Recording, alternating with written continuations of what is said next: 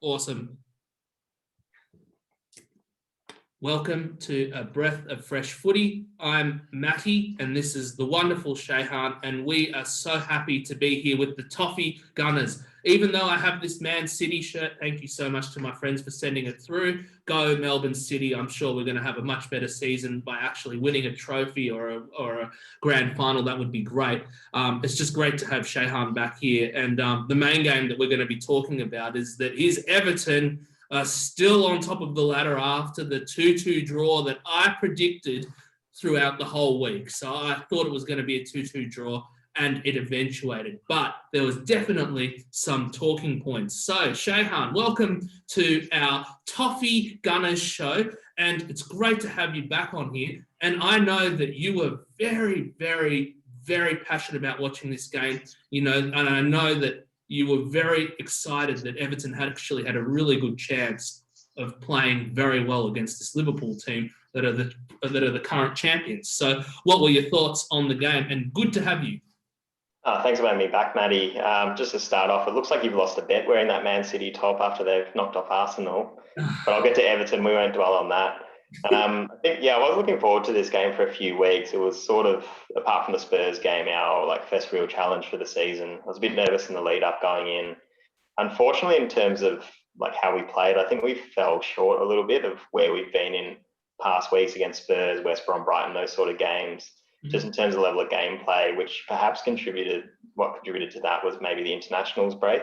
Mm-hmm. We had quite a few players coming back from South America. I think they had late flights in. They probably only got back to Liverpool on Thursday and the game was on Saturday. So that might have contributed to a bit of fatigue from the players. Yeah. And just in terms of getting past Liverpool, I suppose they play quite a good press, which has obviously shocked a lot of teams in prior years. And I felt like we couldn't really get past. In terms of the result, 2-2, I'll probably take that. Obviously, you said the controversial decisions. In my view, I think Pickford probably should have been sent off, but the rules are the rules in terms of it. That player was offside, so the foul doesn't count. Richarlison deserved that red card for the stupid challenge.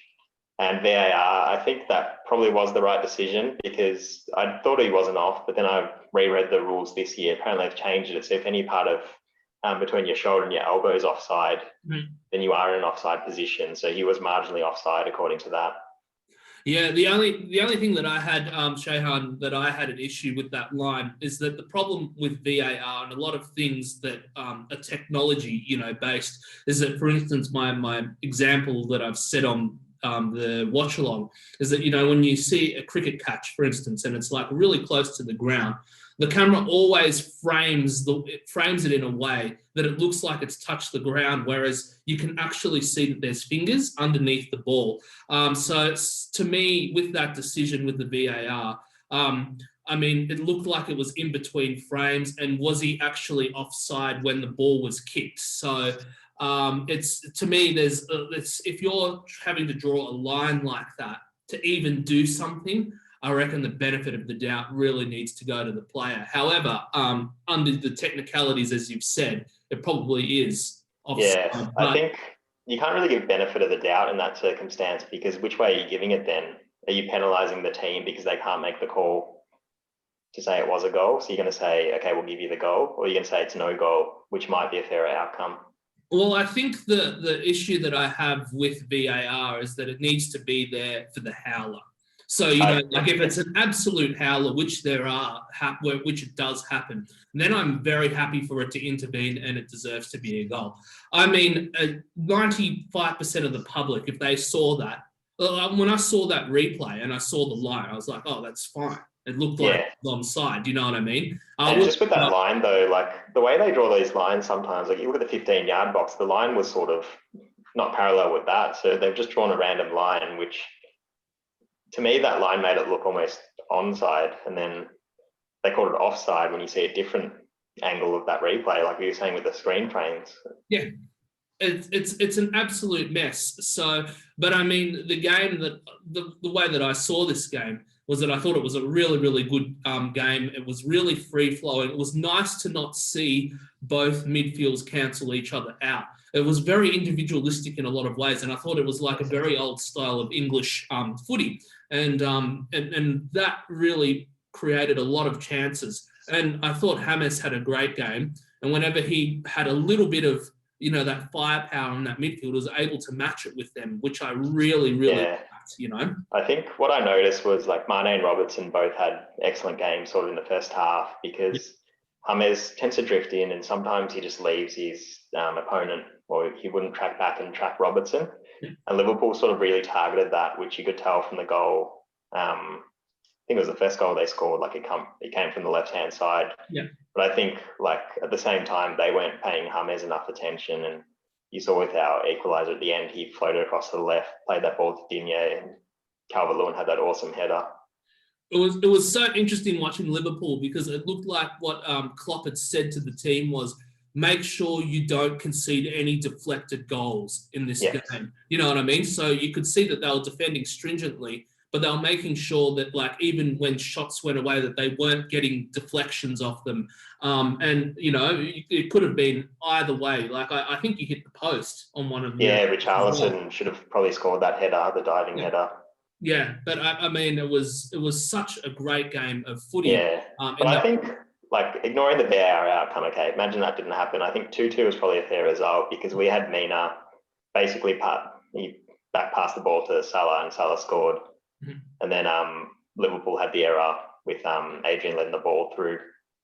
Yeah, and I think also the high press doesn't help them with your team in particular, because unlike other teams like Arsenal, who like to play out from the back, you have the firepower to be able to counter-attack from the midfield, because that's your strength. And I thought also man of the match. It says on the app here that Salah was man of the match on it. I really think Pickford should have got it. I thought he made some incredible saves. He was on fire. I mean, sure. He made some great saves. I think if that last goal went in, then he wouldn't have been sort of up there. He probably should have saved that one. But it wasn't a howler, I think, the last one that he didn't save. Like, there was momentum behind Ederson's shot, but a good saver should be saving those.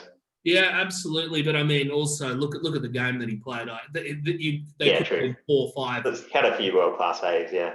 Yeah, and you know what I really appreciated about this game, and people like some of my Liverpool friends are like, "Oh, it's awful that Everton went in so hard and they wanted to clatter people." It's like, well, it's a derby. It's a derby. Yeah, what and hard. I think you should go and Google this after, but you can look up Steven Gerrard's tackle, and I think it was Gary Naismith and Derby. I think it might have been 02-03. Yeah. That's a full 2-footer challenge. Dirk out on Phil Neville. He's basically jumped halfway in the air. So seems like a lot of Liverpool supporters have only come on the bandwagon probably in the last year, and they're only aware of the history from the last few years. But there is incidents where Liverpool players should have been sent off and they weren't. Oh, absolutely. And this is just what happens in derbies, like you said. Well, that's the pinnacle of football, is playing your derby when your teams are really good. I mean, this is the battle of 1 and 2, basically, at the moment, And it's really good that you've come away with a draw, because it's just... Yeah, exactly. And the beauty is that you've gone undefeated in a season where I think if you lose 4 games in this season, which is going to happen because teams are going to have internationals and play cup ties and stuff. Yeah, if you can lose 4 games, I reckon it'll actually win you the premiership this year, which I've never, ever seen before. I think it's a bit early to make any Premier League calls, but I think last time we spoke, we were talking about potentially top 6. So I think based on our current form, obviously we're going to lose games during the season, but I hope we're in contention to be fighting for top 6 by hopefully even December now, and then kick on from there. Easy. You've got a huge advantage in the fact that the 2 Manchester teams are like in the top, aren't even basically in the top 10. I think City might have just got up there now, but I mean, even United's win their 14th at the moment, and I know it's early, but banking points this early in the season where everybody is faltering, That's true. Even Leicester lost this morning, so everyone's sort of up and down. Oh, and Leicester's okay, but them and bloody Spurs, seriously, absolute bantering, and Chelsea as well. It's just proving to me, if you don't lose games early on now, and then you lose a couple in the middle, I think you guys are going to make top 6 quite easy. Yeah. Another thing, like I was a bit worried with the defending on Saturday night with Mina obviously conceding, and he's not very good at like running with a player and defending. But as we've seen this year, like no team can defend really. Well, I thought that was your best defensive effort out of all the games that I've seen, in terms of like, if you're only conceding 2 goals against Liverpool, who are the champions, I mean, and it's an even game like that. You know, even though you've won games 5-2, all this sort of stuff. I mean, conceding just 2 against them with your defence and the frailties, I think you had a very good defensive game, actually. Tim Cahill probably put it well. He made a statement that the old Everton would have folded and dropped their heads and like let in 5 or 6 after they conceded the second goal, but the new Everton fought back for a draw. Yeah, but it's been because of your recruiting. And exactly, that's what I mean. Like the new Everton, whereas the old Everton, probably under Ronald Koeman or someone, like they would have just got smashed, even under Marco Silva last year.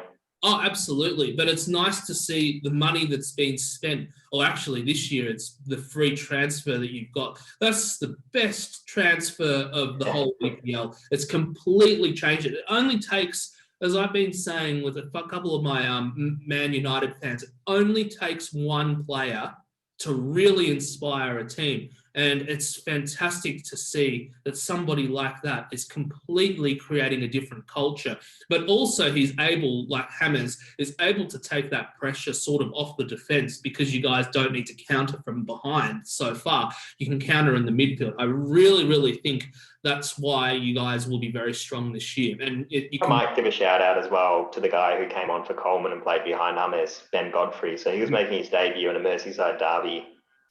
22 years old, he's a centre-back from Norwich, but he was playing out of position on the right and he did very well when he came on.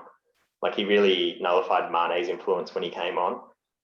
So I think he's one for the future for us. And I think probably moving forward, Holgate's going to come back, who I think is our best centre-half. But I think there needs to be room for Godfrey in there as well, maybe in rotation, because Keane's obviously playing really well. I think Mina might be one of the backup centre-backs moving forward. I think Godfrey's a great addition, and I think the more that he can play, the better. Just get some games into him. I mean, you guys have a brilliant start. You haven't lost. You might as well like try and rotate him at least because you guys are still in the cup. I think you're right. We do need to rotate a little bit, especially because you look at how fatigued these guys were coming back from the internationals break. Yeah. Richarlison has his self-imposed three-week break now. Yeah. But some of these other guys, like Andre Gomez, didn't have a very good game. He was turning the ball over a lot. Yep. We've got Gylfi Sigurdsson who can come in. If Alan needs a rest, Fabian Delph can go in and do a job there. Doucouré is just a workhorse, so he probably doesn't need a rest, but there's options if we need to rotate. But absolutely, this year, the whole aspect of the EPL is about the depth of squad. And like for Liverpool now losing VVD as well, I mean, you know, thank goodness they were actually able to get Thiago into that team, you know, and it's going to be this constant thing of battling injuries and then also being able to keep your squad fresh. You know, well, I think, Liverpool had such a dream run last season with injuries, and you can see it just takes a couple of injuries to change the whole thing. Obviously, it sucks what happened to Van Dijk, but with Alisson out as well, that's a big weakness for them, the two centre-backs and the goalkeeper. It's going to open things up for another team to potentially come in and shock them like Villa did. Well, I think also it gives City a lot of hope, you know, because they're going to start getting their players back in. Yeah, exactly. And like I thought the game that we played against them was amazing. It was 1-0, and they deserved to win it. But obviously, I thought we had a huge chance of being able to draw that game watching it. And the thing that I'm noticing, you know, with what, you know, that's the difference this year, even between Arsenal compared to what we've been in the previous years.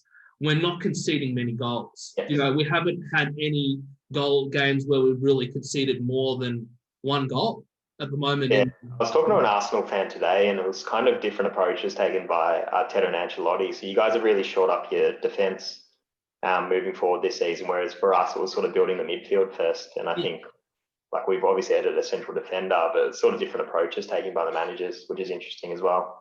Yeah, but I mean, we're only 4 points off you guys, and it's going to be, I think, really, as I was saying to you, with this COVID stuff that's going on, I think it's only going to benefit our teams more than it's going to benefit United and Liverpool, because that home ground, huge advantage that those teams have had, they're not going to have for the whole season, you know. And it really goes in a game like the Merseyside derby, you know. Really, particularly for our teams, I think the supporters at the Emirates and at Goodison Park, they start slagging off the players when things aren't going right. So I think once that gets in the players' head, they're not going to play well because they're down on confidence. Whereas if the fans aren't there to do that, then they'll build up their confidence. And hopefully when fans do come back, like our clubs do kick on. Yeah, well, the most interesting thing though for me in this whole game, in this whole round, seeing all the results. I watched the Chelsea game. Oh man, they're just a bunch of pretenders. Just Yeah, I didn't catch that game, but I had a feeling, like, because I played Fantasy Premier League quite a bit, I was debating whether to sell Ings, and I was like, nah, Chelsea's defence is a bit shaky. And then I woke up the next morning and saw that Ings scored. So I'm telling you now, I would much rather at the moment be an Arsenal fan than a Chelsea fan because maybe we're not scoring as many goals, but I know we're not going to leak anywhere near as much as yeah, well. We're not going to leak it. But the reason why I wanted to do the watch along with the Everton Liverpool game, I wanted to see if Ancelotti was going to play a very bold attacking style of football and not nullify this midfield because it tends to be, in the EPL over the last 3 or 4 years, the worst games actually to watch have been between the top six because they nullify themselves so much. And then it becomes this sort of, standoff with tactics. And kudos to Kloppy and Ancelotti. They played a very, very good style of, soccer. It was so good to watch. And I was sort of a bit mixed with that. Like, I think we were okay, but we're relying a lot on Pickford's long balls to kind of take us forward, kind of falling into the trap from their press. yeah. But I do think definitely we didn't line up as defensively as we have in past derbies. Like, because you look at I suppose our central mids, they're still looking to get forward and move forward. Whereas in past years, they just sit back and just pile on the pressure. Yeah, no, it's really good. I think you guys are the real deal this year. And I know it's early to say this, and I know that you've gone through a lot of stuff and you know how the team works, but there seems to be a huge change. And it's, for me, the main thing that I see with your team at the moment is that the attacking and counter-attacking options in your midfield is exactly where it is. And it's great because it means tactically you're using less of the field to be able to try and score goals, which is phenomenal. And it means that your players won't get as tired either because they're not having to use the length of a pitch, to do that. I feel that's what we need at Arsenal actually is to adopt your midfield approach, and the signing with Partey hopefully will be that. He'll be able to help strengthen that midfield. But yeah, I love what you guys are doing. I think you're absolutely top stuff. And my prediction of you guys finishing in the top six, you agreed with me. I was thinking six. I think it's right on the money. So yeah, what do you think? So after looking at this Merseyside derby, what do you think you need to do in terms of like playing the top six teams? What do you think you need to improve on to be able to actually get those results against the big boys? I think like when Mason Holgate's hopefully back, I'm not sure how far off he is, but that'll sort of shore up our central defence. We'll have a real leader. He can pass the ball out of defence, which will help, I suppose, getting through the press as well. Andre Gomez was looking to play the ball forward. He's turning the ball over a lot. I think he'll be better for that experience. Like, he probably hasn't played in the team, except when he was at Barcelona, but he hasn't played in an Everton team that's been top of the table. Yeah. I suppose with James as well, like, he's probably a luxury player, but maybe Ancelotti might have a word to him in the next game against a top team and mention you need to track back with the left back and make sure that you're accountable for your man as well. Yeah. About the right backs, there's not a 2-on-1 situation there. I'm not sure how many top six teams we're playing in the next few games, but Richarlison's missing a few weeks now, so it'll be interesting to see who goes in on that left flank. So I think maybe Alex Iwobi, your mate, he might get first crack there. We've also got Anthony Gordon, who's a young Evertonian. He's come up through the youth academy. Yeah. Another player who can play there is Bernard. Bernard's a bit small though, so it'll be interesting to see what happens there. Like, Iwobi's been okay for us this season, but Richarlison is a big loss as well. Yeah, but maybe it's a good thing that he's having his 3 weeks now rather than later, you know what I mean? It might actually stop him from being injured. Yeah, run around Christmas gets pretty tough. I think we're playing City, United in the League Cup. I think we might have you guys as well. We might have Chelsea. Like, it's a tough run around there. No, well, that's when you need him in particular. Yeah. But, the funny thing is, like, because you guys had Walcott for a little while and now he's over at Southampton again. Yeah, he played a ripper game over against, because Southampton was the one that played Chelsea. He played a ripper game. And I would have loved to have seen how he would have fit now within your team because he's really, really quick. and so is Iwobi, and they didn't fit the Arsenal style so much. But given what you guys are doing with Ancelotti, I reckon that sort of pace would have been so beneficial. Yeah, as an impact player, I think it would have been interesting. I think the issue with Walcott was he wasn't good enough to be a starter. No offense to Southampton, but like maybe we have grander ambitions in terms of the money we're spending. Perhaps he'll do better at like that sort of club. But for us, I mean, obviously we brought in James Rodriguez and he's taken Walcott's position. Yep. So it would have been interesting to have players like Walcott coming on and see what sort of impact they could make. Well, look, the next game that you're playing, it's on the, I think there's confirmed dates ones. The next one that's scheduled in, that's definitely happening, is Southampton at Southampton, which is going to be a fascinating game because I Walcott thought play against his parent club, I suppose, but that will be interesting. I suppose Danny Ings, I think Shea Adams might have scored for them as well. Yep, he did.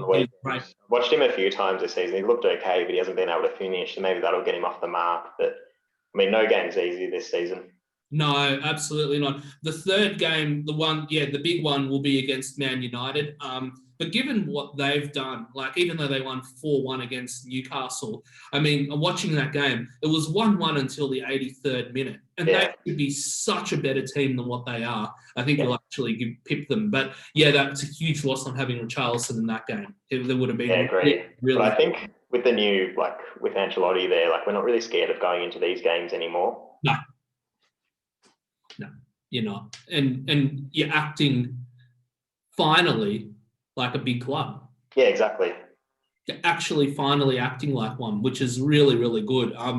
The only one that I think, for me, I reckon the fixture that's going to be really interesting, the most interesting will be actually the not the Spurs game, but you guys and Chelsea. Because I feel that you have very similar ways of scoring. I agree, because they've like stocked up on attacking players. They're a bit shaky in defence. They've still got wing backs that bomb, or right and left backs that bomb forward as well, like us. That'll be very interesting. Their keeper is the worst keeper in the Premier League by far. Absolutely without a doubt. He was in contention for that before he had a couple of ripper saves on the weekend. But he did a great job on the week. He actually he's in competition now, so I don't think we've spoken since transferring up, but we signed Olsen from Roma on loan, so there's someone breathing down his neck to at least provide competition, so he knows he needs to perform. Yeah.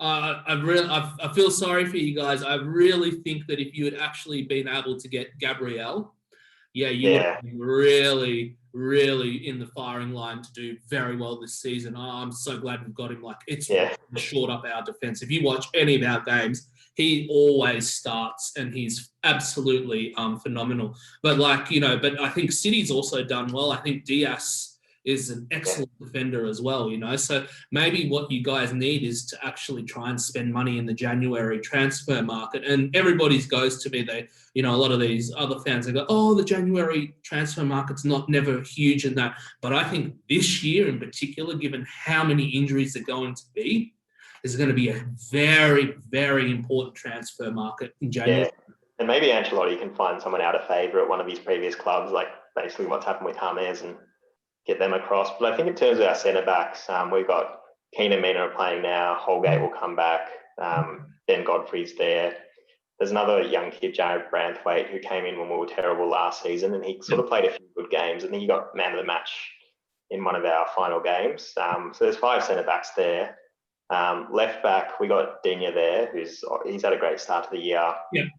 There's a young kid, Nkunku, who we signed. I think he might be 18 or 19. Yeah. He might from Marseille's youth team, but he's played well in the League Cup. Mm-hmm. For me, right back's probably an issue now because Coleman's, who knows how long he'll be out with that hamstring. John Joe Kenny, who's his backup, he's out with a leg injury as well.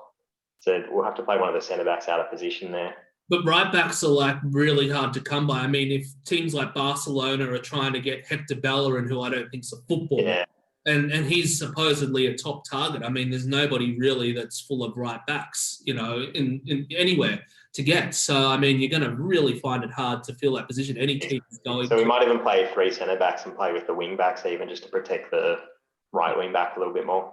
It just seems to me all you guys need to do now, right, is what happens when James goes out, what you need to do in January to be like a big club like what I think Arsenal actually have done really well. They've been able to get kids through the academy, but now they're playing in a really good standard. So we've got all this backup in terms of people getting injured, you know.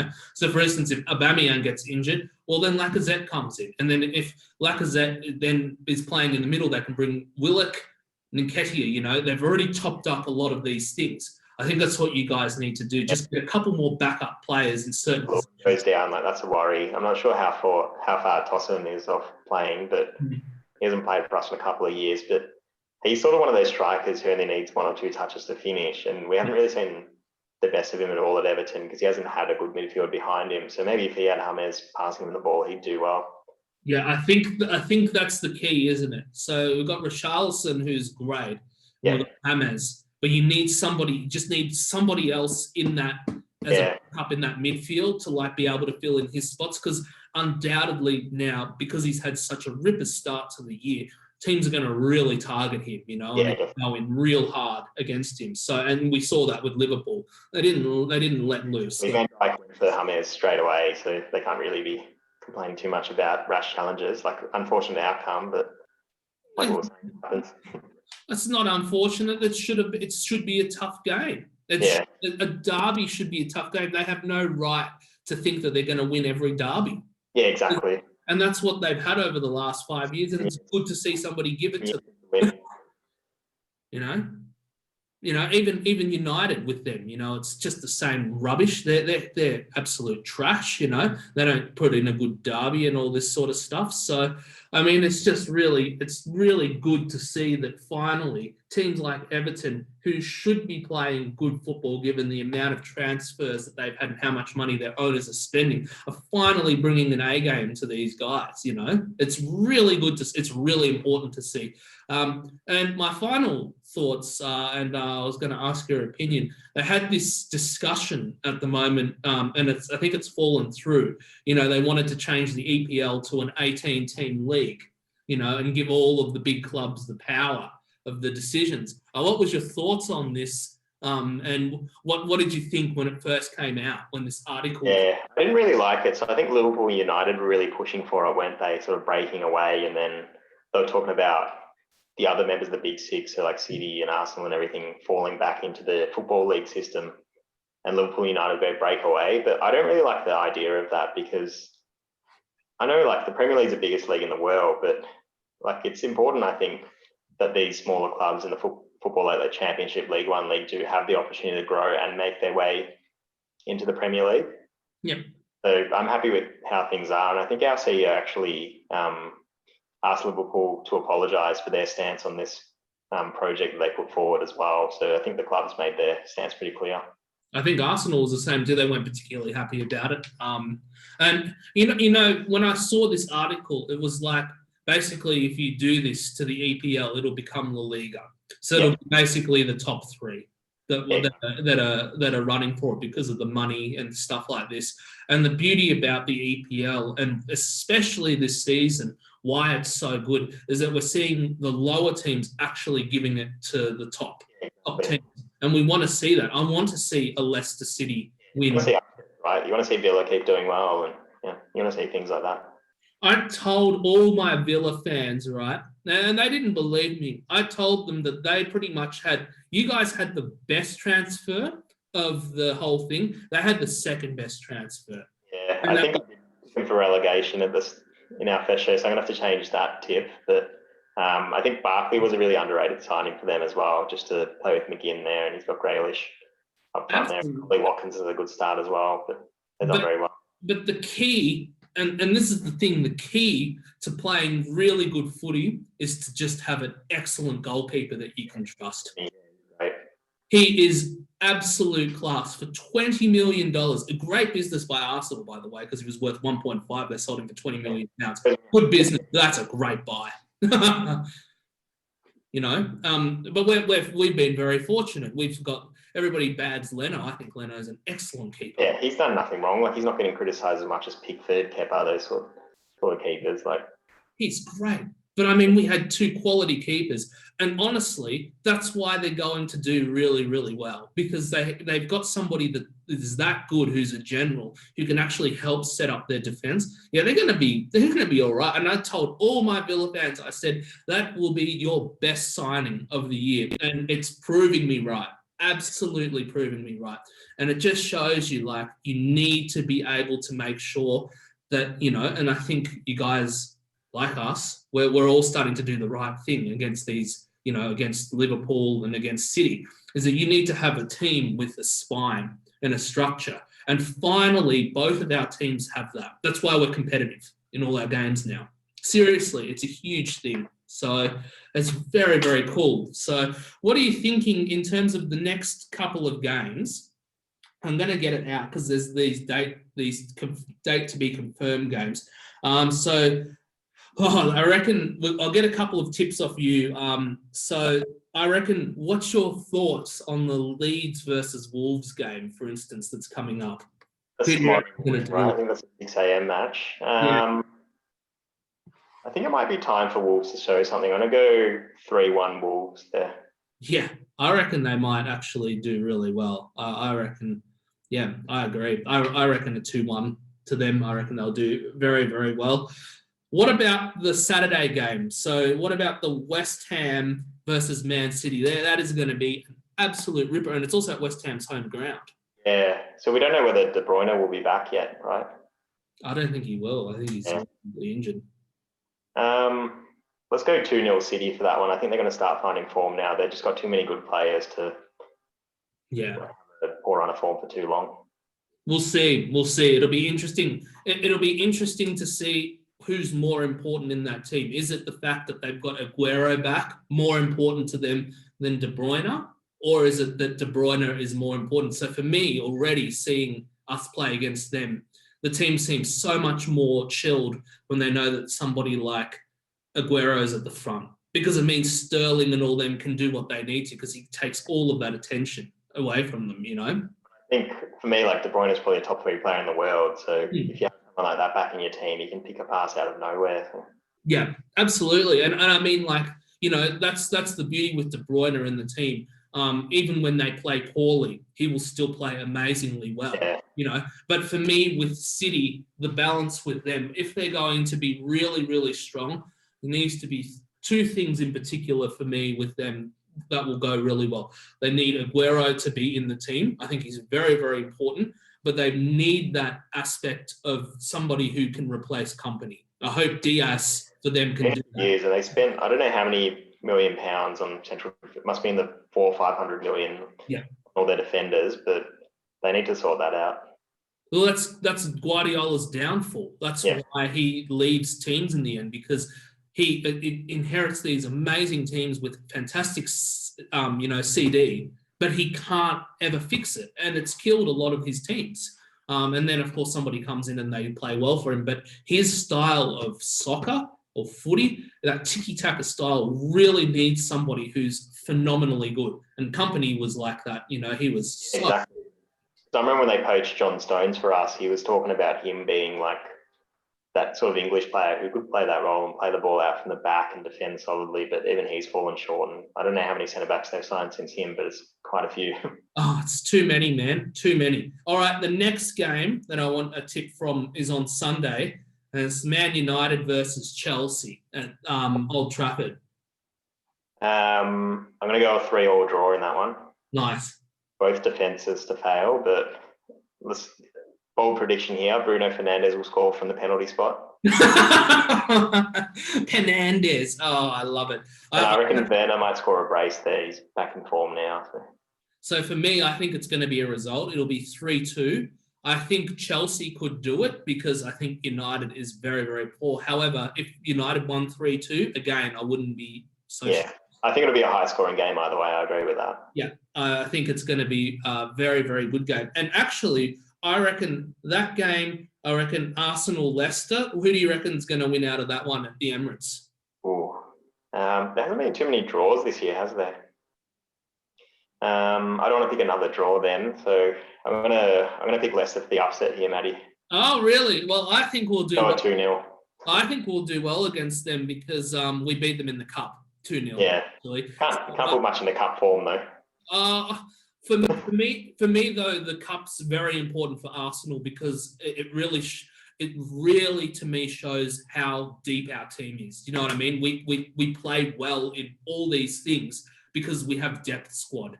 With it, and Yeah. I think part of it is I think Pereira might be back for Leicester pretty soon. It might even be next week. Yeah. I'm not sure if James Maddison is he back? Was he back this week? I don't think so, but he might be back as well. So a few players coming back in for them. I think with them though, with Leicester, even if they come back, it's going to take time to settle everybody. And given all of this news, with all this COVID stuff, how there's areas like in the north which is much worse than others, and things are going to have to go into bubbles and this and that. It actually, I really, really think it works in Arsenal's favour, all of this stuff. So I reckon we'll do the 2-0 there, but we'll see. I think it will be a 2-0 scoreline. Yeah. But again, if it was 2-1 either way, I wouldn't be surprised either. Yeah, it's still very early on. Teams are still finding out what the other teams are like. Absolutely. And then, so I reckon the 3 or 4 big games, right, are the ones that I've said. And I also think Southampton and Everton's are going to be a good game. They played very well on the weekend. What's your prediction for this game? It's at Southampton's home. I remember being there last year. I think we won 2-1. So that was a game I attended. Couldn't go to an Everton game at Goodison. So I went down to St. Mary's and watched that game. I think we have enough to beat them, but I think maybe 2-1, yeah. I was going to say exactly the same. I think you'll beat them. Can't keep a clean sheet at the moment, but yeah. Would be good if you could beat them 2-0, but I think 2-1 is very realistic. So, look, to be honest with you, even if you drew that game, doesn't matter. You're still getting points. You still haven't lost. Yeah, exactly. You know what I mean? I think that's the key to this season is not to lose a game as long as it takes to not lose a game. And I think that, with teams like Everton, the more that you can actually draw and win things, it's just going to keep all of the spirits really, really high. I worry about even, sometimes, and not as much this year with Arsenal, but I worry that if maybe you lose that first game, then the confidence can drop a little bit. So the longer you can leave that and just keep doing what you're doing, the better. Yeah, agree. So, no, it's awesome, mate. Well, thanks for being online. Lovely to speak with you. Oh, you too. Thanks for being back. Oh, absolutely. We'll get you back again as soon as we can. And remember, everyone, to hit that subscribe button on A Breath of Fresh Footy. Remember to give a thumbs up to the Toffee Gunners. We love talking about how our teams are doing fantastically well this season, getting the points on the board. Everton's on top. Our prediction is they're going to make the top 6, and it's looking really excellent. So we'll leave it for now, but we'll get you back really soon, Shayhan. And remember, subscribe to A Breath of Fresh Footy, like us on our Facebook page, and we hope to see you all very, very soon. Goodbye for now.